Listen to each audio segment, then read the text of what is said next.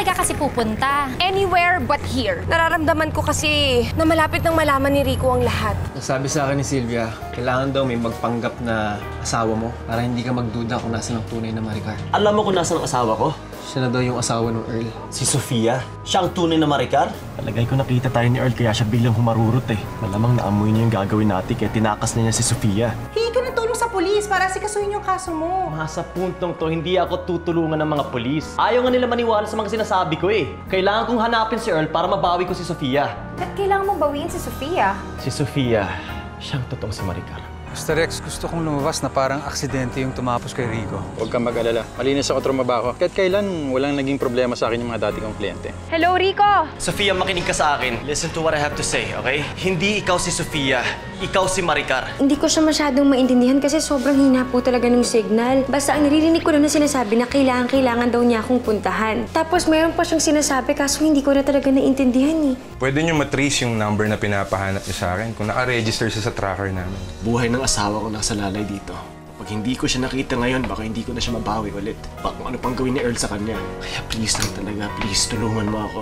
Napakalaking utang loob ko sa'yo kapag nakahanap ang asawa ko. Gagawin ko lahat na magagawa ko. Okay.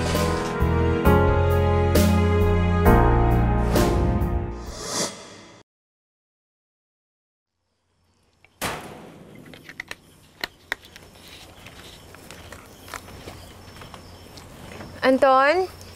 Ma'am? Saan kaya pwedeng ilagay itong mga to? Akin na po. Ako na pong bahala. Salamat.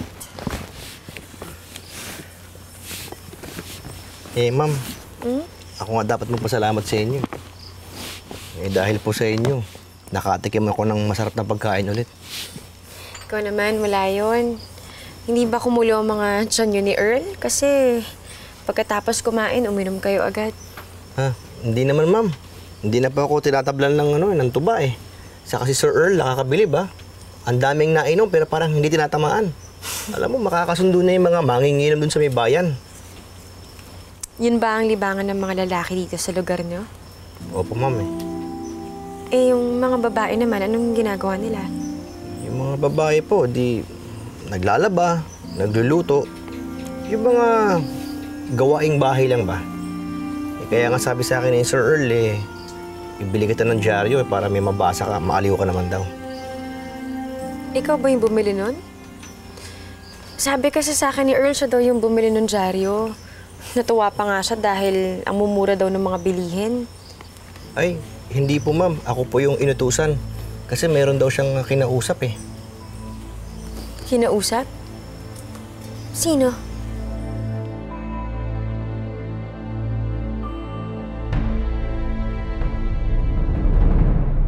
Pare, huwag kang mapanghinaan ng loob, okay? Maasahan naman yung kaibigan ko eh. Masasolve din natin to. Ay, sinusubukan ko nga eh. Kaso lang, parang bibigay ng utak ko sa kakaisip kung nasaan na ba talagang asawa ko eh. Alam mo yun, lumapit na ako sa mga polis. Wala naman silang magawa. Itong kaibigan mo, hindi niya naman mapapangako sa akin kung kailan niya may bibigay ng exact location ng asawa ko. Pare, think positive na lang.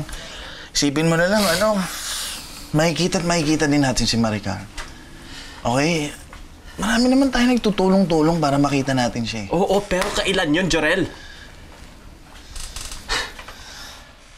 I need to do something. Hindi ako pwedeng basta-basta lang mag-antay dito at wala akong ginagawa. I need someone to focus on this case.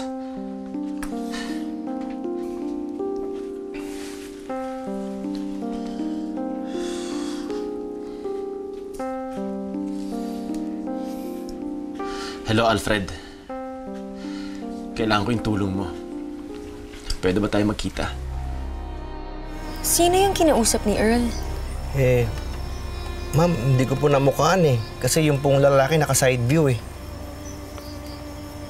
Ganun ba? Baka naman po doon lang yan nakilala yon. Kasi ito pong lugar namin, yung pong mga tao friendly. Kahit hindi po sila magkakakilala, nagpapansinan po. Sige. So, ang nangyari, nakausap niyo itong si Larry. At itong si Earl Villarasa, ang tinuturo niyang mastermind ng lahat. May pinapanggap na asawa mo at pinalitan ang mukha ng totoo mong asawa para hindi mo siya makilala. Exactly. At ang masama pa doon, tinakas niyang asawa ko. Hindi ko alam kung saan, pero yun ang gusto kong alamin ngayon. Nagpatulong na po ba kayo sa mga polis? Oo pero kailangan pa kasi ng first-hand information galing doon sa tao. Kaso ang problema, nagtatago na yung tao eh. Kung hahanapin pa natin yun, magtatagal tayo lalo. Kaya kita kinuha, dahil gusto ko mapabilis ang kasong yun. I need someone to focus on finding my wife. Natatakot kasi ako na habang tumatagal ang panahon, baka mas lalong malagay sa panganib ang buhay ng asawa ko. I'll double your fee, kahit triple kung gusto mo, basta mahanap mo lang si Maricar. Sige po, ako nang bahala. Aasikasuhin ko to ng husto. At babalitaan ko kay Kakan. Yes, sige, please. Salamat, sir. Please.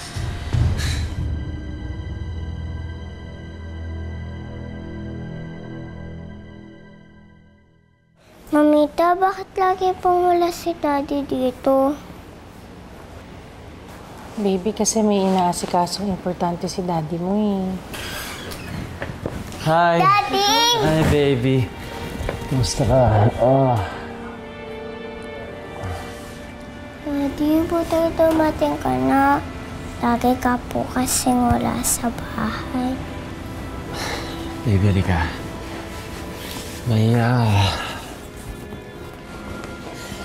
May inaayos lang kasi si Daddy. Ano po? Well, kung ano man ang inaayos ko, para sa'yo din yun. Basta pangako, pag naayos ko na yun, magiging super happy tayo pareho. Talaga po? Okay po.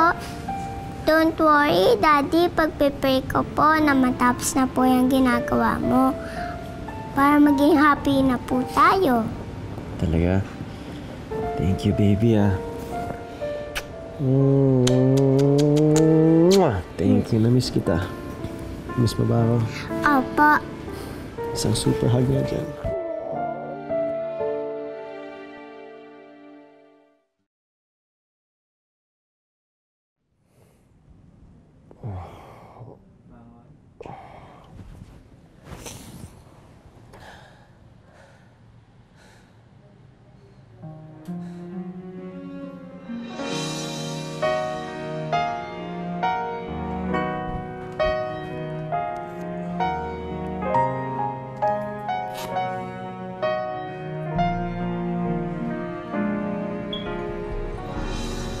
I'll do everything to find you.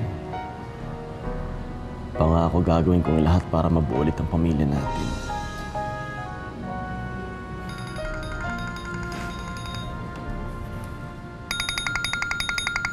Hello? Hello, Rico. This is Henry, yung kaibigan ni Jarel.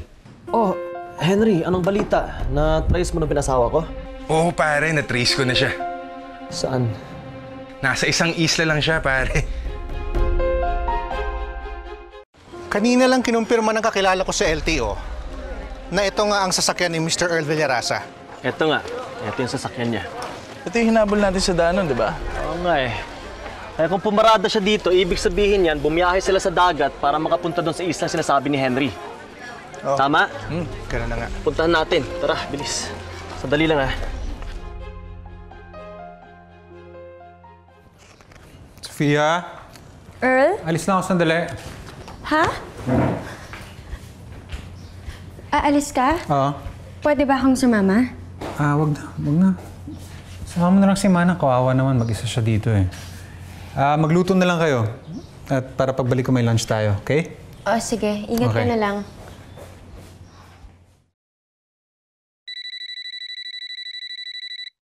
Mi, Sige. ayos mo naman. Thank you.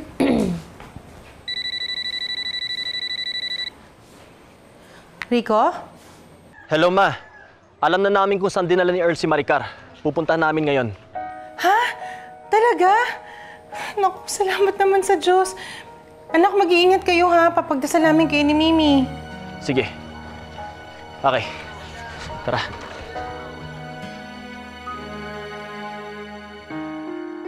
Tita, anong sabi ni Rico? Mi, alam na raw nila kung saan tinago ni Earl si Maricar. Makikita na natin yung kapatid mo, tsaka makauwi na siya ni Rico. Oh, Tita. Salamat sa Diyos. Diniligan ng mga Sabi ko sa'yo, prayers di ba? ng kapatid mo.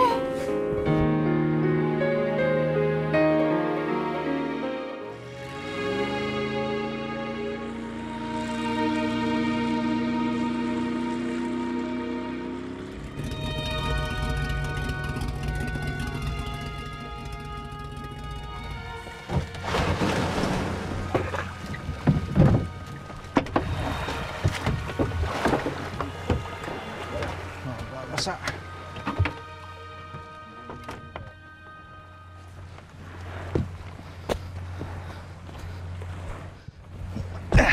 Saan tayo?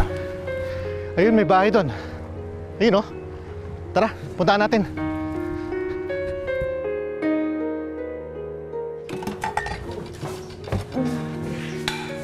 Naku, Manang, magluluto na ba kayo ng chop suey? Naku, sigurado ko, marami na namang makakain ng si Earl. Namiss na kaya yung chop suey nyo nung matagal kayong nawala?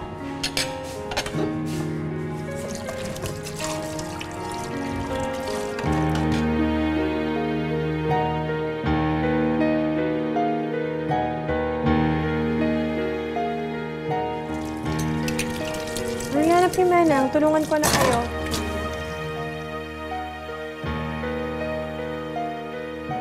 Ito, Manang, oh, plato ba? Ito ho.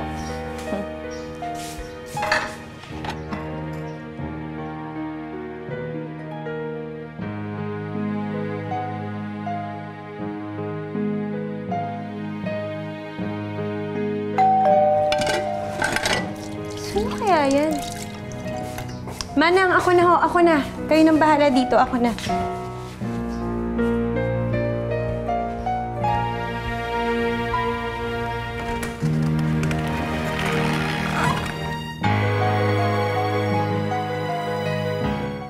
Oh, Earl! Bakit ang bilis mo naman atang nakabalik? Nakalimutan ko yung wallet ko eh. Wallet? Oh, nakita mo ba? Teka ha, baka naiwan mo dito sa kwarto. Tulungan kitang hanapin. Ano yun? Good afternoon po. Magtatanong lang kami kung may Earl o Sofia Villarasa po nakatira dito.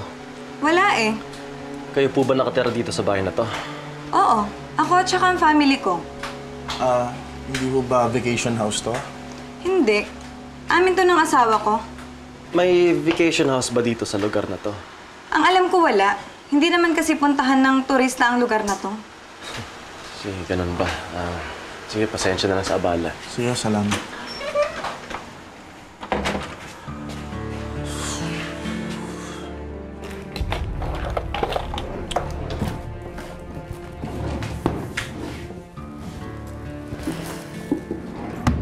Ito oh, naiwan mo sa bulsa ng shorts mo. Po, salamat. Okay, sige, mauna na ako ha. Oo, sige. Hintay yung bangka eh. Balik ako. Ingat ka ha, balik ka agad.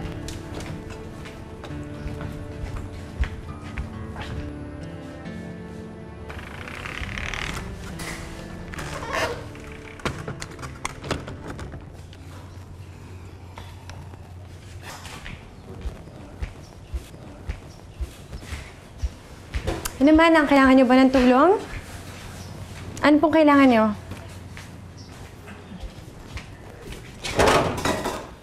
Andito pala ang iba niyong gamit. Ito na. Hugasan ko na huto, ah.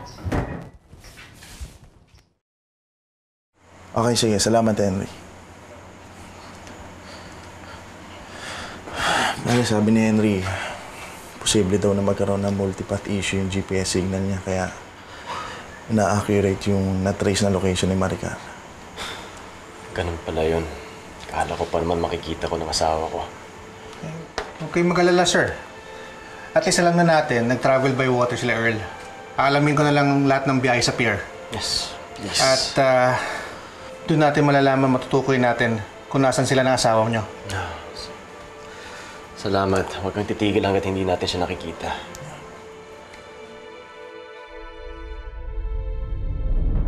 Ano na nangyari sa pinapatrabaho ko sa'yo, Rex? Kala ko ba okay na? Huwag ka mag-alala, sir. May naisip na akong paraan para malinis natin madispatcha si Rico. Kumahanap na lang ako ng timing. Bilis-bilisan mo, ha? Dahil baka kumikilos na si Rico at maunahan niya ako. Huwag kayo mag-alala. Sa susunod na magkita tayo. Wala na kayong problema. Siguraduhan mo yan, Rex. Aasahan ko yan.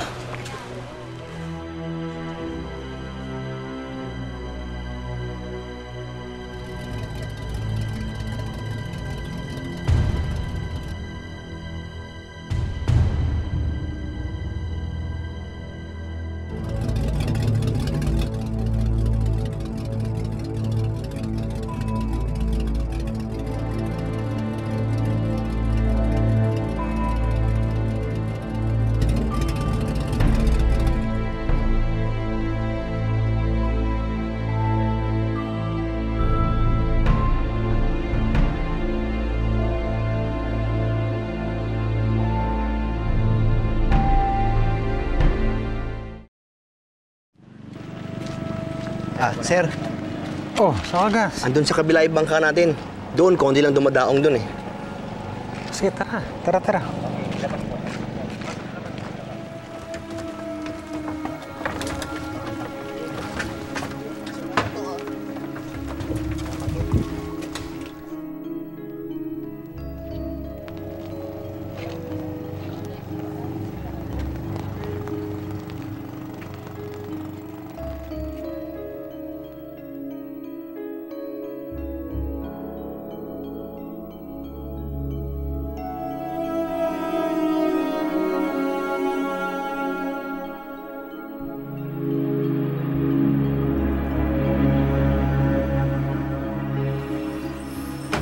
Ton. Sir. Tama na muna yan. Break ka muna, kain ka. Uy, sir. Ang dami naman ito. Ang bait mo naman, sir. Mabait ako sa mga tao mabait sa akin. Kaya wag na wag mo akong babanggain. Naku, sir. Hindi ko gagawin yun. Para lang alam mo, wala pa ako nakabangga ni isa sa lugar na ito. Buti kung ganun. May lakad tayo bukas, punta tayo sa bayan. Samahan mo ako. Yes, sir. Sige. Enjoy.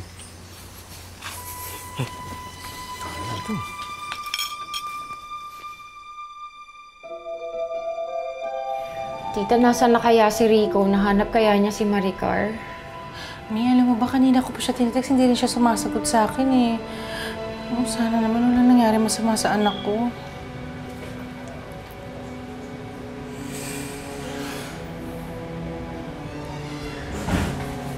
Rico! Ma. Nahanap niyo ba si Maricar? Hindi eh. Ano ba yan, Rico? Akala ko ba sabi mo, alam mo kung saan nahanapin yung kapatid ko? Apparently may difference yung GPS namin, kaya mali yung location na nahanap namin. But don't worry, kumuha ako ng private investigator na tututok sa kaso niya. Gagawin ko lahat para mahanap ko asawa ko. Anak, sana naman talaga mahanap na si Maricar. Kasi alam mo, habang tumatagal yung paghahanap niyo sa kanya, lalo naman kayo nalalagay sa panganib. I know, Ma. Don't worry. Kaya ko ipaglaban ng sarili ko. Kaya please, huwag mo na akong alalahanin, okay?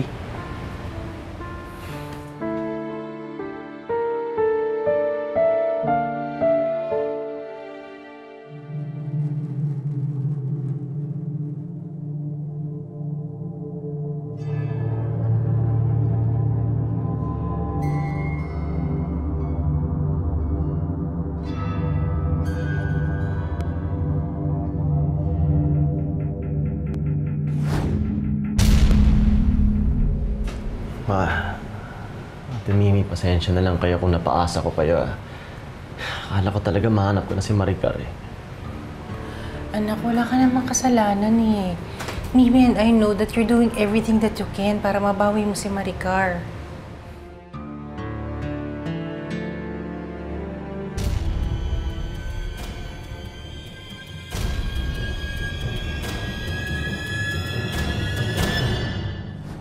Wala akong magawa. Wala tayong magawa dito sa lugar na to. Akala ko pa gusto mo yung beach. Pero hindi naman yung ganito na tayo lang literal yung tao dito sa buong lugar na to. Baka naman na-miss mo si Rico. Ano, Rex, balita? Nagawa ko na yung pinapagawa niyo kay Rico, sir. Sigurado na bang matutuluyan si Rico sa ginawa mo? Oo naman, walang palya yun. Na-aksidente po yung anak niya, no? We're prepping him up for a CT scan kasi may trauma siya sa forehead niya. Na-dislocate yung left shoulder po niya.